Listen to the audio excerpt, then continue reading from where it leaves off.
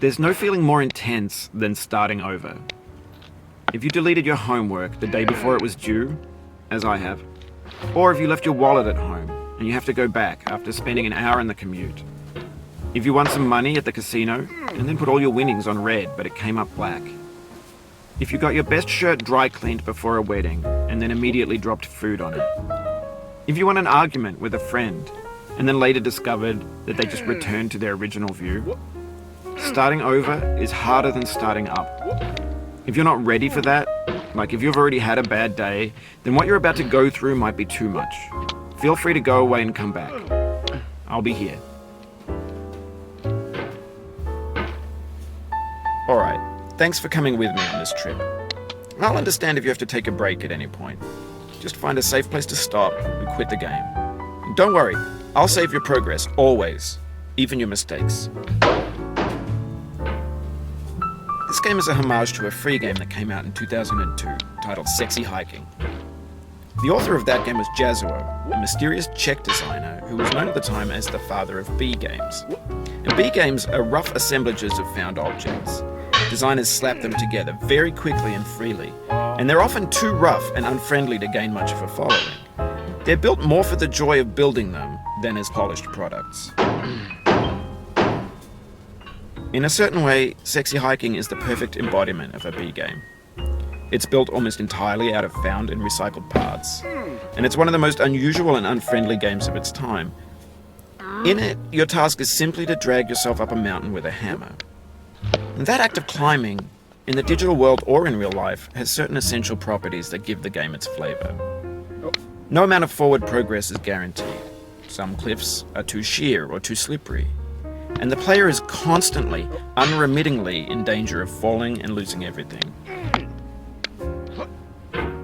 Anyway, when you start Sexy Hiking, you're standing next to this dead tree that blocks the way to the entire rest of the game. It might take you an hour to get over that tree, and a lot of people never got past it. You prod and you poke at it, exploring the limits of your reach and your strength, trying to find a way up and over. And there's a sense of truth in that lack of compromise. Most obstacles in video game worlds are fake. You can be completely confident in your ability to get through them once you have the correct method or the correct equipment or just by spending enough time. In that sense, every pixelated obstacle in Sexy Hiking is real. The obstacles in Sexy Hiking are unyielding, and that makes the game uniquely frustrating. But I'm not sure Jazzuo intended to make a frustrating game. The frustration is just essential to the act of climbing, and it's authentic to the process of building a game about climbing. A funny thing happened to me as I was building this mountain. I'd have an idea for a new obstacle, and I'd build it, test it, and it would usually turn out to be unreasonably hard. But I couldn't bring myself to make it easier. It already felt like my inability to get past the new obstacle was my fault, as a player rather than as a builder. Imaginary mountains build themselves from our efforts to climb them, and it's our repeated attempts to reach the summit that turns those mountains into something real. When you're building a video game world, you're building with ideas, and that can be like working with quickset cement. You mold your ideas into a certain shape that can be played with, and in the process of playing with them, they begin to harden and set until they're immutable, like rock. And at that point, you can't change the world. Not without breaking it into pieces and starting fresh with new ideas. For years now, people have been predicting that games would soon be made out of prefabricated objects, bought in a store and assembled into a world. And for the most part, that hasn't happened, because the objects in the stores are trash. I don't mean they look bad or that they're badly made, although a lot of them are. I mean they're trash in the way that food becomes trash as soon as you put it in the sink.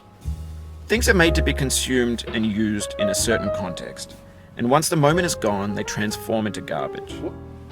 In the context of technology, those moments pass by in seconds.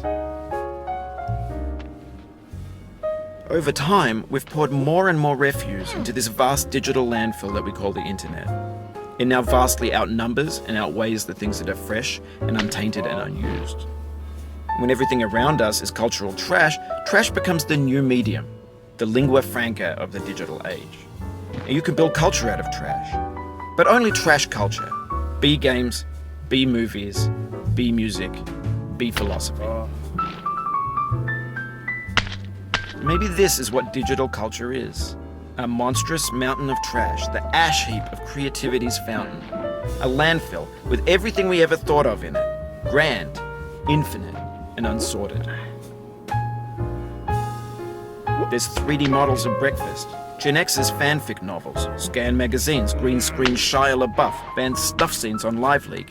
Facebook's got lifelike bots with unbranded adverts and candid shots of Kanye and Taylor Swift mashups, car crash epic failed GIFs, Russian dashcam vids, discussions of McRibs, discarded, forgotten, unrecycled, muddled, rotten, untitled.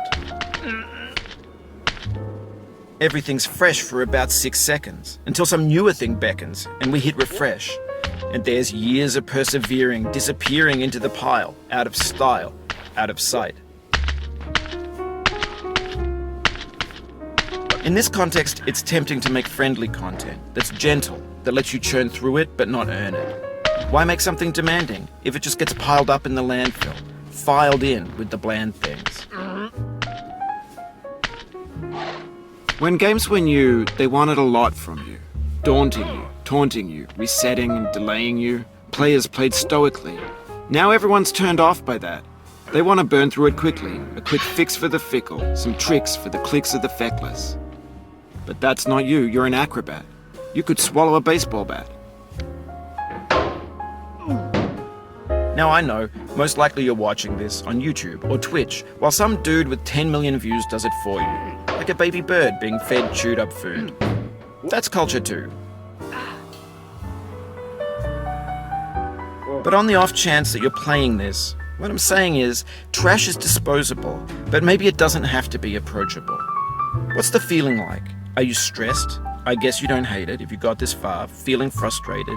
It's underrated. An orange is sweet, juicy fruit locked inside a bitter peel. That's not how I feel about a challenge. I only want the bitterness. It's coffee. It's grapefruit. It's licorice. It feels like we're closer now. Composer and climber, designer and user. You could have refused, but you didn't. There was